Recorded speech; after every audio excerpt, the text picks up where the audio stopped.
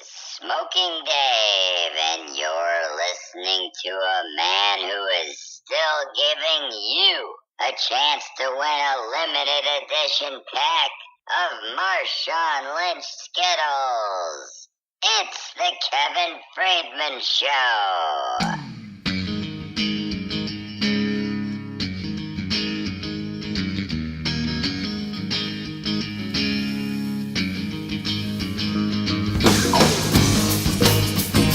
Hey now, it's Tuesday, September 4th, and another SportsGossip.com podcast is on the air.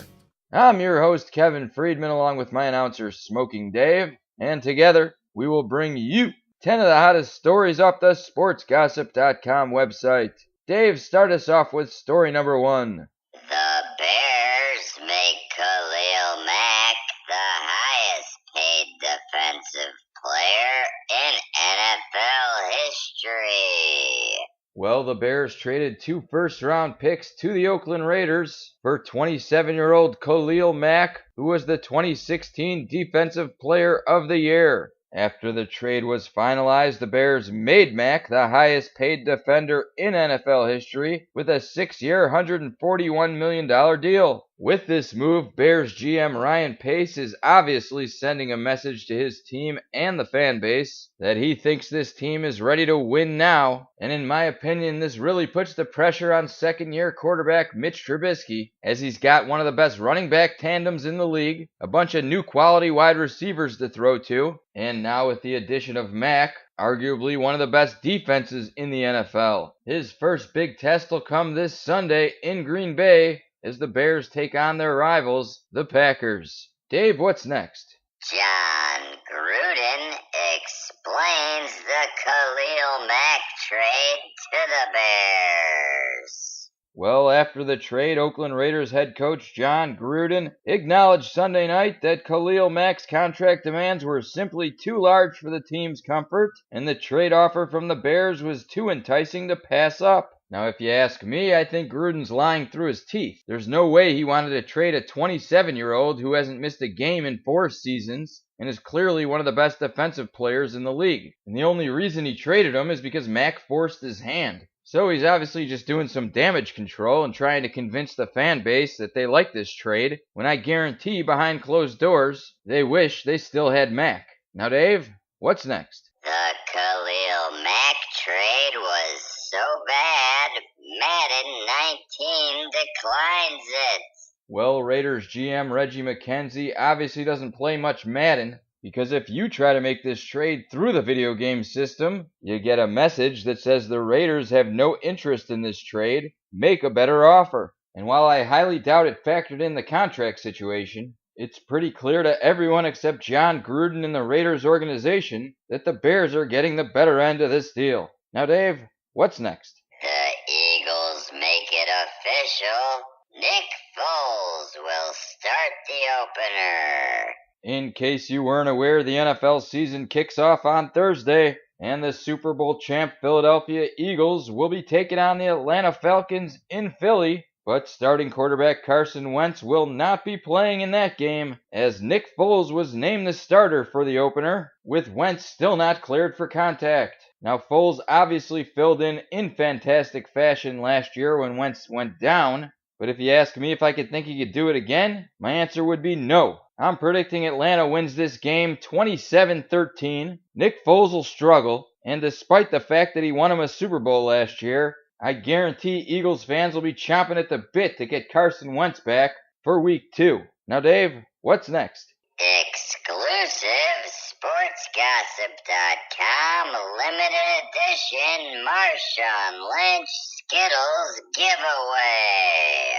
Yes, the contest is still going on, and you have a chance to win a limited edition pack of Marshawn Lynch Skittles. Only 2,400 packs were made, and we have 2 of them. You can go to sportsgossip.com and find this article where you can enter to win your own pack, and you can also enter the podcast version of the contest, where all you have to do is follow me on Twitter @KevOnTheRadio, and you'll automatically be entered to win. If you follow me on Twitter and send me a tweet, you'll be entered twice. And you can also enter by going to YouTube, subscribing to this channel, and commenting on this video. I don't even care if it's a negative comment. You could tell me I suck, and you'll still be entered to win. Although I'll be honest, I might take that personally and rig it so you can't win. But the bottom line is, if you want a pack of limited edition Marshawn Lynch Skittles, follow me on Twitter, send me a message, subscribe on YouTube, or just go to sportsgossip.com and sign up there. And that's 5 stories down. We got 5 to go, but we got to take a break, so we'll be back right after this. Hello, this is sports memorabilia expert Big Dong, and in honor of Kevin Friedman's show, Marshawn Lynch exclusive Skittles giveaway, I have custom-made pack of Lance Armstrong Goobers. I'll sell to you. I give you good deal. You contact me. It's a Big Dong at yahoo.com. Thank you. And we're back. Dave, give us that next story. Pittsburgh Steelers disappointed. LeSean Bell hasn't reported. Well, rumors that the 26-year-old running back was going to show up to camp on Monday were false. And with just 5 days to go until their season opener in Cleveland, you know the Steelers would love to get him on the practice field ASAP. Now, as you know, the Steelers have placed the franchise tag on Bell for the 2nd year in a row. Last year, he showed up to camp 9 days before the first game. But Steelers center Marquise Pouncey told reporters Monday that he expects Bell back on Wednesday. Now, if you ask me, the Steelers can say they're disappointed, but they should be disappointed in themselves, because they have a guy who's 26 years old and has proven he's one of the best running backs in all of football, and they simply won't pay him. So I don't blame Bell for showing up as late as possible, and if I were him, I wouldn't show up until the team flight for Cleveland. And I see we have a caller on the line who wants to discuss this. It's one of our loyal sponsors and the owner of Antonio Finkelstein's prostitution app, Antonio Finkelstein. Well, hey there, Kevin. As you know, I'm a big Pittsburgh Steelers fan, and I just want to let LeSean Bell know that if he shows up to practice on Wednesday morning, that on Wednesday night, I'll send over my #1 prostitute to his house free of charge. So, LeSean, come to practice Wednesday. We need you. There you go, LeSean. If the $853,000 you'd be losing by missing out on the game isn't enough incentive, Antonio just gave you some more. Now, Dave, what's next? Joe Madden wants to manage the Cubs beyond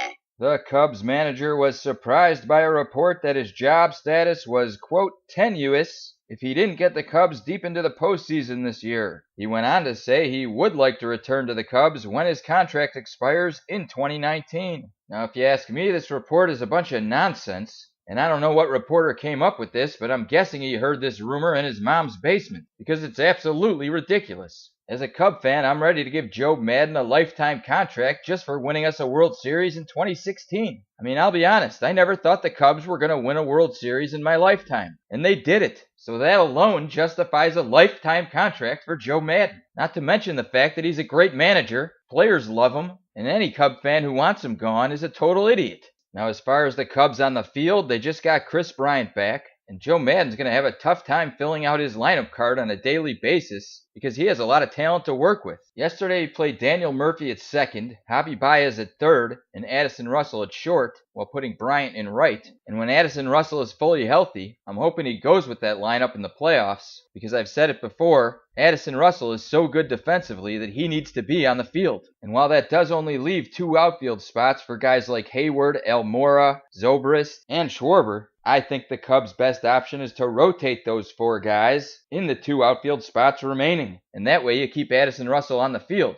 But going back to Madden, even with all the talent this Cubs team has, if they don't win another World Series, Joe Madden's job should not be in jeopardy because he's clearly a good manager. And as a Cub fan, I think he already did his job. He won us a World Series. So if you're going to demand his job for not getting you 2 World Series, then you just don't understand the history of being a Cubs fan. Now, Dave, what's next? Joel Embiid taught himself to shoot 3-pointers by searching for white people shooting 3-pointers on YouTube. The Sixers big man wrote an article for the Players Tribune about his life called It's Story Time. He talks about coming to America from Cameroon when he was 16 and learning how to play basketball by using YouTube and searching white people shooting three-pointers because, quote, their J's are always wet. Embiid only shot 30% from the three-point line last season, so he's obviously better off just going to a basketball court and working on his three-point shot, as opposed to watching videos of white guys shooting on YouTube. I see we have a caller on the line who wants to discuss this. You're on the air. Yeah, listen here. I'm the Grand Poobah, Imperial Wizard of the Ku Klux Klan, Fort Dixon Charter, and I heard what that Joel Embiid said about white guys shooting three-pointers, and I'm offended. That was a racist comment. So you're the Grand Poobah of the KKK, and you're offended by his racism. That's right. How dare that Joel Embiid, saying all white people can shoot three-pointers. I just shot some three-pointers the other day. I didn't make one. I stink at shooting three-pointers. So you could tell that Joel Embiid to keep his racist comments to himself because I am offended. Now I just have one more thing to say before I go, and that's white power. Yeah, I'm glad you're offended, you racist jerk. Dave, what's next? Kevin Durant, not a fan of the media. Well, when Durant played for OKC, he was known as the nice guy and very media friendly. But ever since he's left the Thunder for the Golden State Warriors, he's been pretty much the opposite. You can go to sportsgossip.com to read a direct message somebody sent Durant asking him who his favorite media person is, and he responded he hates them all. Now, if you ask me, I think Durant's way out of line on this one. I mean, the media doesn't even treat him unfairly. You hardly read any negative articles about him, and pretty much the only negative thing said about him is that he took the easy way out when he joined the best team in the league as a free agent. And whether or not Durant wants to accept it or not, the media plays a major role in the reason he has such a large salary. I mean, in case he forgot, he plays in an entertainment league, and without the media, there'd be a lot less NBA fans. So Durant can hate the media all he wants, but if you ask me, he's just being a big baby. Now, Dave, give us that final story. Former Phillies star Ryan Howard announces retirement.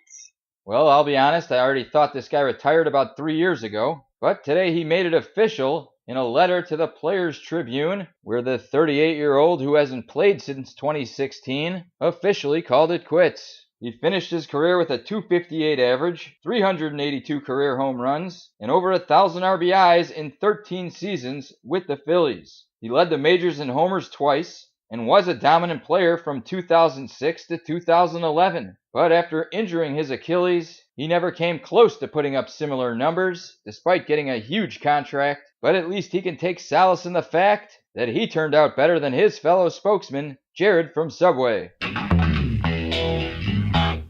And that'll do it for another SportsGossip.com podcast. I want to thank my announcer, Smokin' Dave. Thanks to everybody who called in. And of course, thank you for listening.